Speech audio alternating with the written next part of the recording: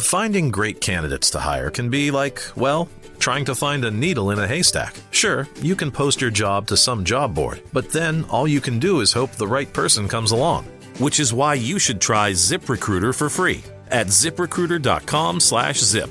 ZipRecruiter doesn't depend on candidates finding you. It finds them for you. Its powerful technology identifies people with the right experience and actively invites them to apply to your job. You get qualified candidates fast. So while other companies might deliver a lot of hay, ZipRecruiter finds you what you're looking for. The needle in the haystack. See why 4 out of 5 employers who post a job on ZipRecruiter get a quality candidate within the first day.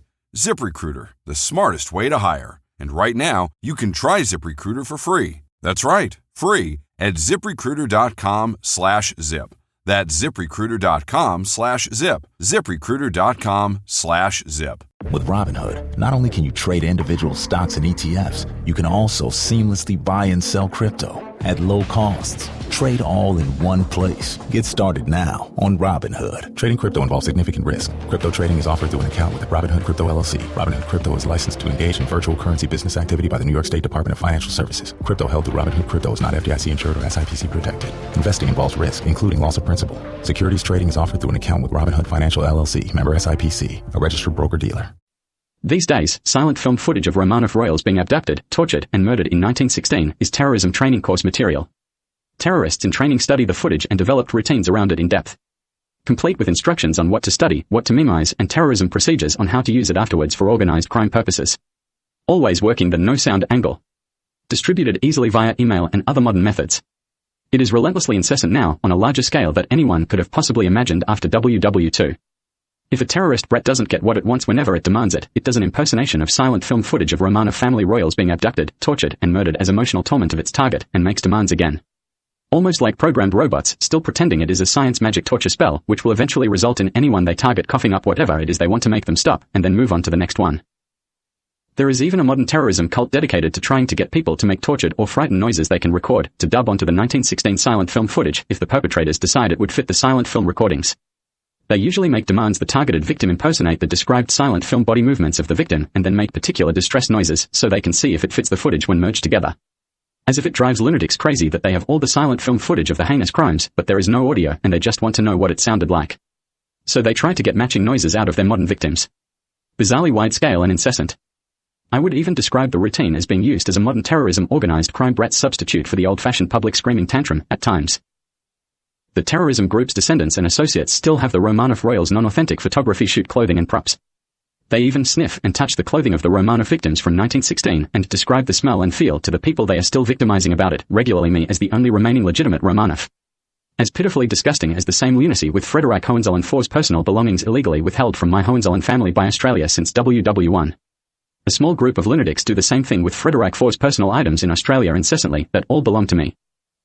Touching and sniffing the previous owners, victims, clothing and personal artifacts does not transfer respectful opinion and fond ancestral memories of that person to the vile evil integrational stalker perverts who have the items and feel and sniff them. It is no magic spell. There is no way to force a swap of ancestral family history memories between a legitimate descendant like myself, who has normal good family ones, amongst others, and a person descended from or related to a perpetrator of abduction, torture and murder, where applicable, who only has their ancestral perpetrator's memories. They are stuck with theirs when they claim the crime is ongoing and they try to use theirs to upset others who have the family-oriented pleasant ones. Including incessantly fondling and sniffing victims' clothing etc. and describing it to someone like me 24 hours a day in shifts. As with the Hitler the Hohenzollern royal armbands off the dead NZ-born female genocide committing moron, made over to look like Kaiser Adolf from that Berlin bunker in 1945, I don't want the clothing of my Romanov family from 1916 either. The props were exactly that, props, and were of no real financial or even sentimental value in any way. Lunatics always pretend items like that are overly important to descendants and family of the victims. I don't want the clothes or props from the shoot.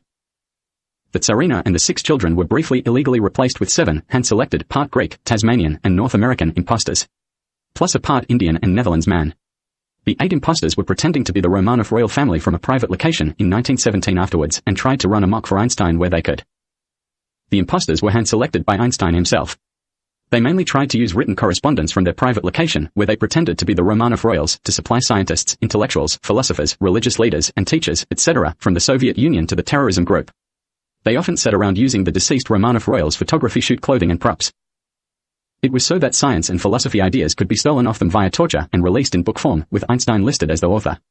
Large numbers of intellectuals went missing in the Soviet Union during 1917 after responding to fake Romanov correspondence and going to an appointment meeting place in response to the letters where they were abducted, too. Later that year the 8 imposters tried to start going out publicly pretending to be the Romanov Royal family, very tentatively, as if they would be pretending to be my Romanov family, 4 generations. My great-grandfather Besaronis decided to attend an event they attended, to see his former lover Tsarina Alexandra in a rare public appearance with her husband and children. It became shockingly obviously clear to Besaronis the imposters were not the Romanov royal family very quickly. The imposters were eventually lured to a partially underground wine cellar with the promise of meeting someone famous they admired and gifts. They were promised contraband to keep and consume and some souvenirs. They waited nervously in the cellar for the meeting, armed with miniature Russian finger pistols, just in case. They were met at the cellar door by my irate great-grandfather, Besaronis Djugashvili, and some associates who had confirmed the disappearance and murder of the Tsarina, his former lover and mother of his firstborn child, and her royal family. Besaronis and his associates ambushed them in the cellar, dressed as British Indian soldiers. They shot the imposters dead. It was a short but strangely prolonged confined gunfight. The rifles and finger pistols each party used all took an excruciatingly long time to reload. The imposters were dead, and Besaronis and his crew were all wounded when it was over, mainly in the general region of the hips. The British Indian disguises were not an attempt to blame Brits, Indians, or part Brit Indians for what they did. The disguises were the only means to get to the confrontation in the cellar. The imposters did not, temporarily, become the Russian royal family until their deaths, even if their Morin descendants claimed they stole the royal family temporarily, and any action regarding me would be a stealing it back for an eligible legitimate descendant. My great-grandfather Besaronis Djugashvili went to jail for the executions with his associates, sentenced to life without parole around the end of WW1.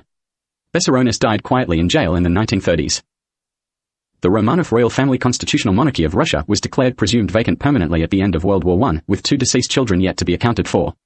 The 2 missing children's remains from 1917 were eventually found in 1990-91 and confirmed as the missing bodies by DNA comparison to the other 6 bodies found at the end of World War I. The DNA comparison included testing samples taken from the remains to compare to strands of hair Tsarina Alexandra had to leave with her coronation agreement. My grandfather Ioseb, Stalin, was therefore the only surviving child of the last monarch of Russia to have children. I am his only legitimate grandchild, with no legitimate descendants. After his mother and maternal siblings' murder, along with Nicholas II, he became the General Secretary of the Communist Party in Russia and Premier of the Soviet Union, the equivalent of Prime Minister or President in other countries. The concept that events in 1916, through to his rise in politics, were an anti-royal revolution of some kind is abhorrently disgusting and incorrect. Ioseb becoming political head of state in the Soviet Union was not part of their abduction and murder. More a passionate response to the heinous crimes committed against his maternal family, the Monarchy of Russia. He used his skills to foster good communism in Russia, aware that communism itself originated in what is now Gippsland, Australia. Along with every known species of rice in the world being native to what is now Gippsland, Australia, old city of Yarragon, Yarryalu and Gunakona areas.